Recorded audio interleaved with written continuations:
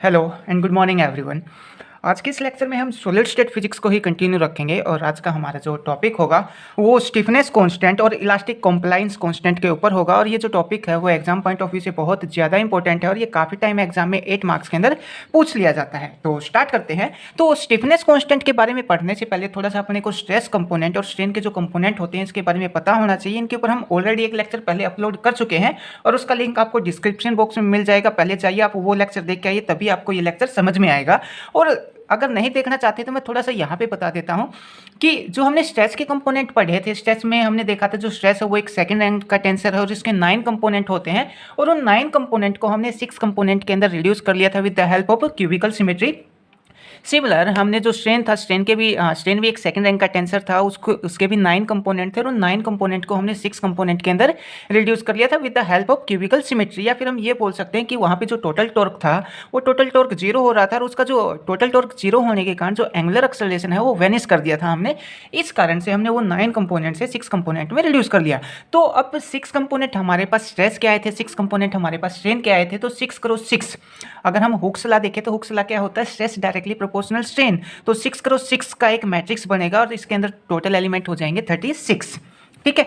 तो stiffness constant पढ़ने से पहले अपने को थोड़ा सा हुक्स लॉ के बारे में पता होना चाहिए। हुक्स लॉ में हम क्या पढ़ते हैं?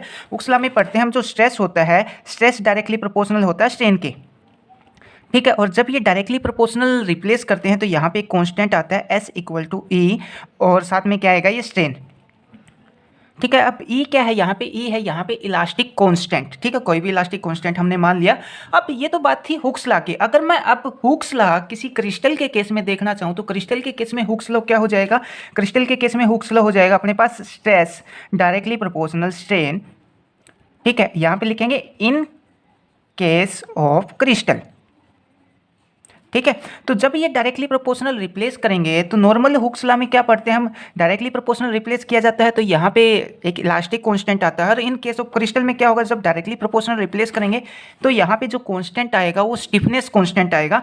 तो स्ट्रेस इक्वल टू यहाँ पे लिखेंगे हम स्टिफनेस कांस्टेंट, स्टिफनेस कांस्टेंट। ठीक है। और साथ में अपने पास क्या आएगा? स्ट्रेन। अब ये तो होगी हमारे पास इक्वेशन नंबर 1।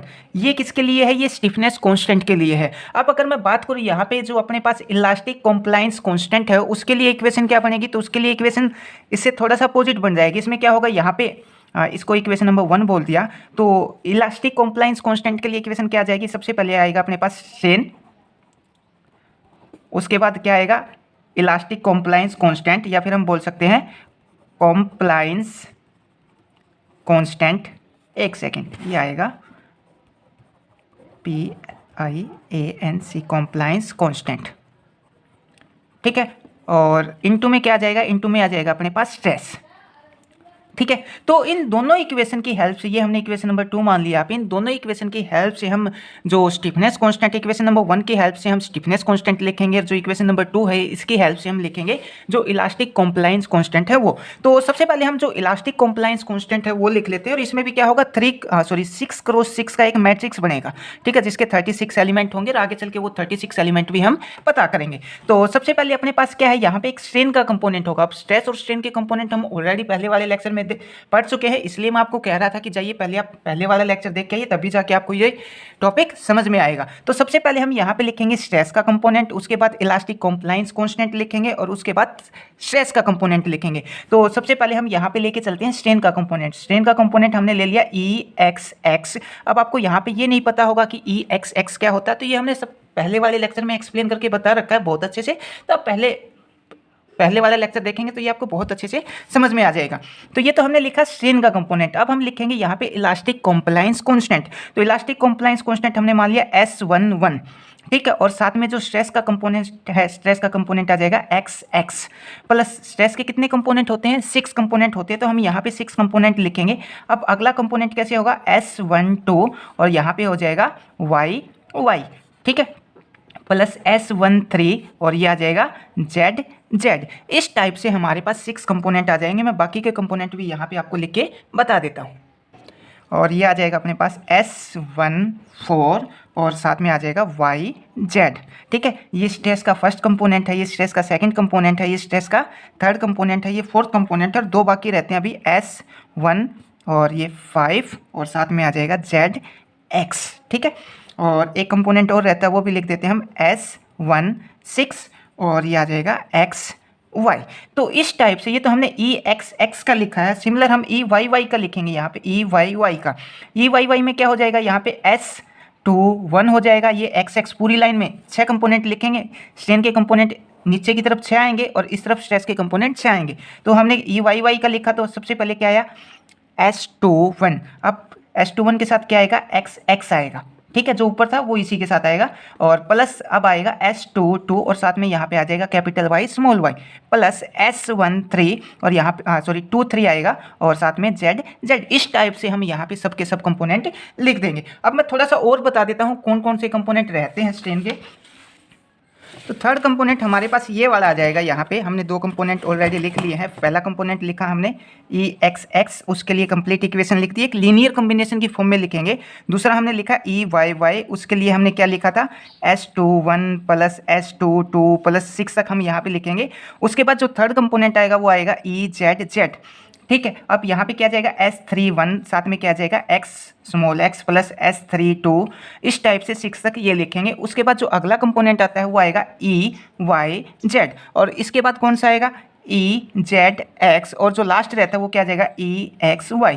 अब इसके लिए क्या लिखेंगे, EYZ के लिए यहाँ पे S क्या हो जाएगा S41 और XX यहाँ पे ऐसे का ऐसे चलता रहेगा S42 plus S43 S44 S55।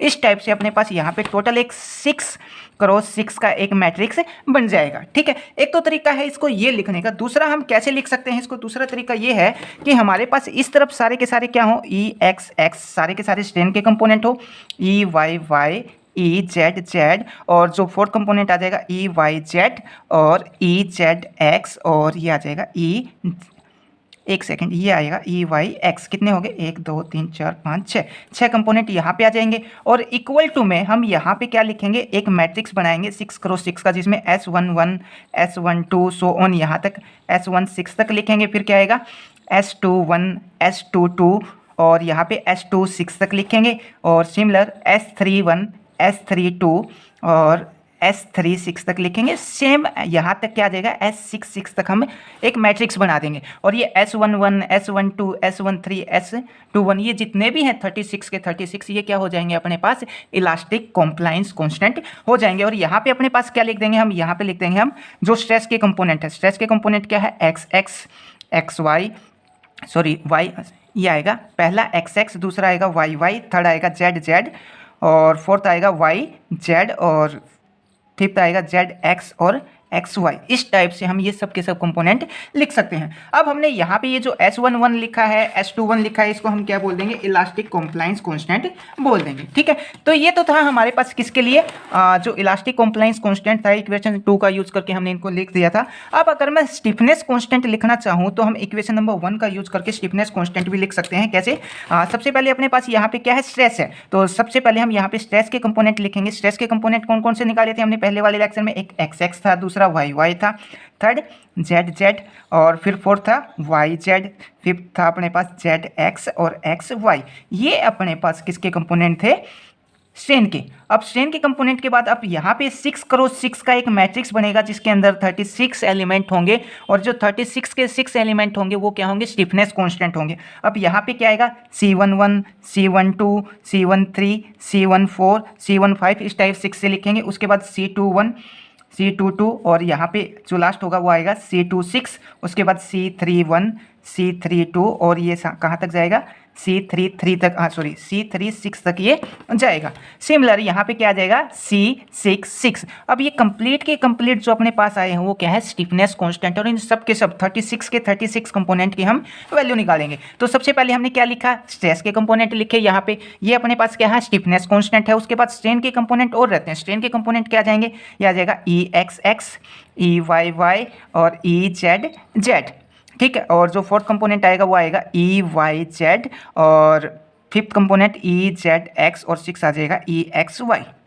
ठीक है, इनको भी एक मैट्रिक्स की फॉर्म में लिख देंगे। तो इस टाइप से हम जो स्टिफनेस कांस्टेंट है इन सबको हम यहाँ पे लिख देते हैं। तो अब एग्जाम में इसको किस टाइप से लिख के आना है, एग्जाम में जैसे समझाया ऐसे ही लिख के आना है, पर यहाँ पे कुछ वर्डिंग दे रखी है, उस वर्डिंग के बारे में भी थोड़ा सा पढ़ लेते हैं। तो सबसे पहले हमने यहाँ पे जो हुक्स लॉ होता है हुक्स लॉ को डिफाइन करके बता रखा है कि जो स्ट्रेस है वो स्ट्रेस डायरेक्टली प्रोपोर्शनल होता है स्ट्रेन के, और जब भी कोई डायरेक्टली प्रोपोर्शनल रिप्लेस करते हैं तो वहाँ पे कॉन्स्टेंट आता है। कॉन्स्टेंट हम यहाँ पे लेके आए ई, और ई क्या था, यहाँ पे कोई इलास्टिक कॉन्स्टेंट था। ठीक है, ये तो नॉर्मल हुक्स लॉ की बात थी। अगर मैं हुक्स लॉ किसी क्रिस्टल के ऊपर अप्लाई करता हूँ तो इन केस ऑफ क्रिस्टल क्या हो जाएगा, जहां पे हम ई लेके चल रहे थे वहां पे अपने पास जो कांस्टेंट आएगा वो हम स्टिफनेस कांस्टेंट ले लेंगे। तो Hooke's law state that for sufficient small amount deformation the strain is directly proportional to stress. जो स्ट्रेन है वो डायरेक्टली प्रोपोर्शनल किसके है, स्ट्रेस के है। उसके बाद क्या बोल रहा है, so that strain is component are linear function या फिर linear combination of the stress component. हमने यहीं पे यही तो लिखा है, जो स्ट्रेन है वो क्या है, स्ट्रेस के लीनियर कॉम्बिनेशन में लिखा है। हमने यहाँ पे ये बता रखा है, ये हमने कंप्लीट जो स्ट्रेन के जो स्टिफनेस कांस्टेंट है वो हमने यहाँ पे लिख रखे हैं और ऑलरेडी आपको समझा दिए गए हैं।